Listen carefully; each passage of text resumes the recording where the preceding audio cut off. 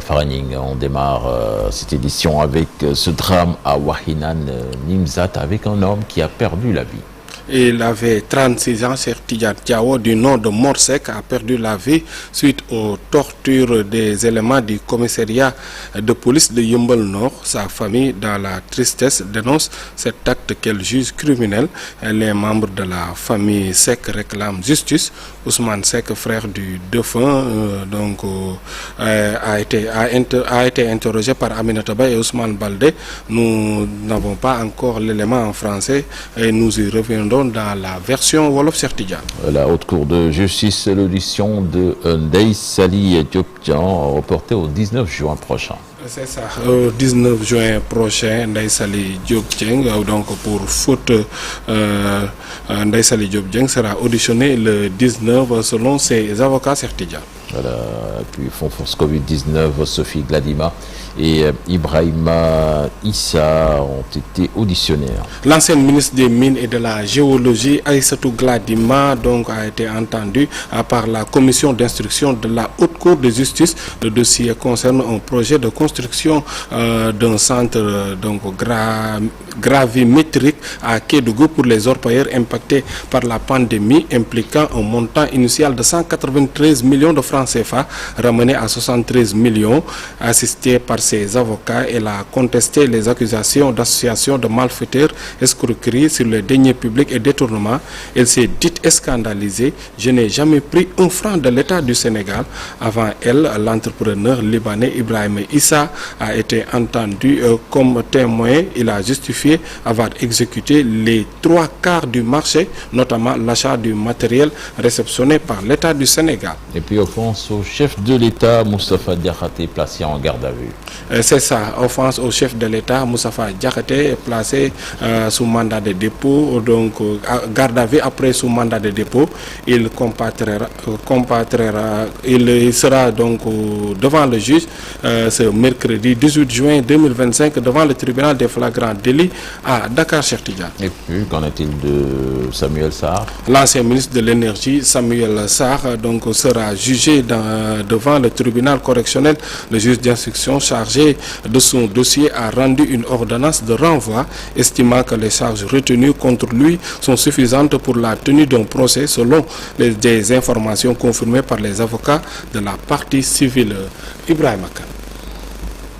De Samuel Sarr ont fini de saisir la chambre d'accusation d'une requête aux fins d'annulation de l'ordonnance de renvoi en police correctionnelle rendue par le juge d'instruction en date du 2 juin 2025.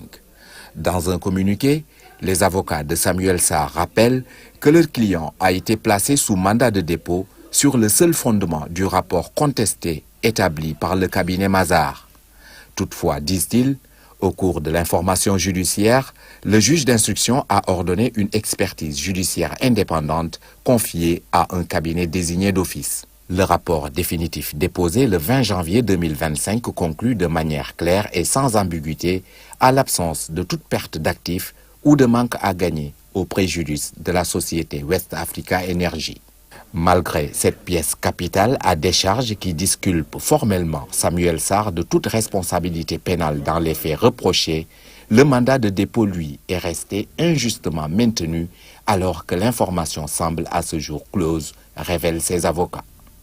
Par ailleurs, la centrale électrique concernée est opérationnelle depuis le 5 mai 2025, injectant 127 MW dans le réseau de la Sénélec, preuve tangible que le projet n'a subi aucun préjudice économique ou structurel.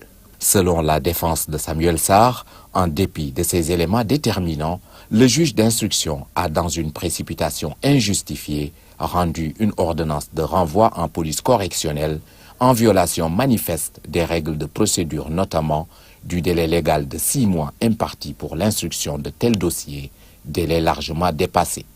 La présente requête soumise à la chambre d'accusation vise à constater l'irrégularité manifeste de l'ordonnance de renvoi, sanctionner la violation des droits de la défense à travers le maintien injustifié du mandat de dépôt et l'ignorance des conclusions de l'expertise judiciaire, mais également obtenir l'annulation pure et simple de la dite ordonnance pour garantir le respect des principes fondamentaux du procès équitable.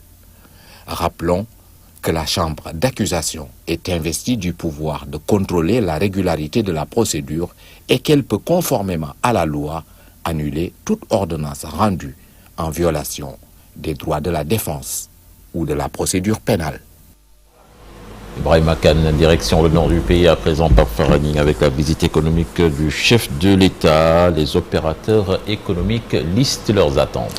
À Saint-Louis, opérateurs économiques et acteurs de la filière oignon attendent beaucoup de cette visite. Donc, pour relancer l'activité économique, le président va visiter plusieurs sites, notamment l'usine de déshydratation d'oignons d'une capacité de 35 000 tonnes par an.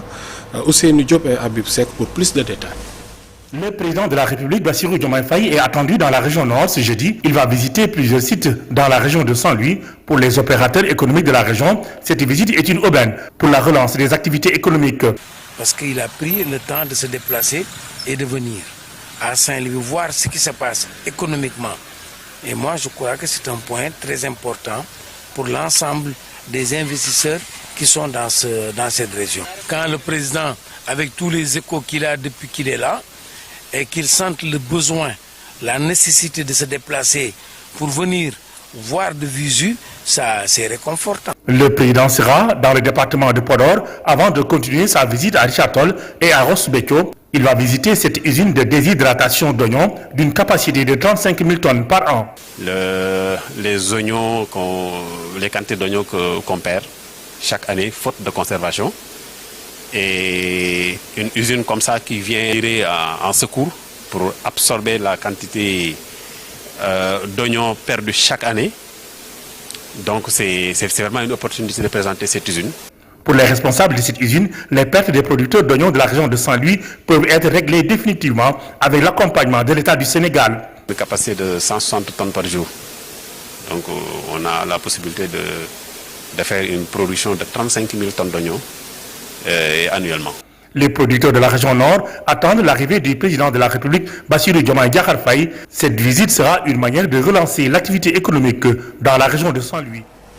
Merci beaucoup, Cheikh Tidiane. Merci Ousseynou Diop pour cet élément. C'était tout donc pour l'actualité nationale. On se retrouve dans quelques instants pour l'actualité internationale. Pape Farani, à suivre dans la deuxième partie le diangat de Maître Abibatou Samb. La vice-présidente de l'ONDH va s'attarder sur les articles 80, 254 et 255 du Code pénal sénégalais jugés liberticides et antidémocratiques par des acteurs politiques et de la société civile. Fatou Blondin Diop, coordonnatrice adjointe de Avenir Sénégal Bignou Bogue, sera notre invitée. Dans quelques instants, l'actualité internationale.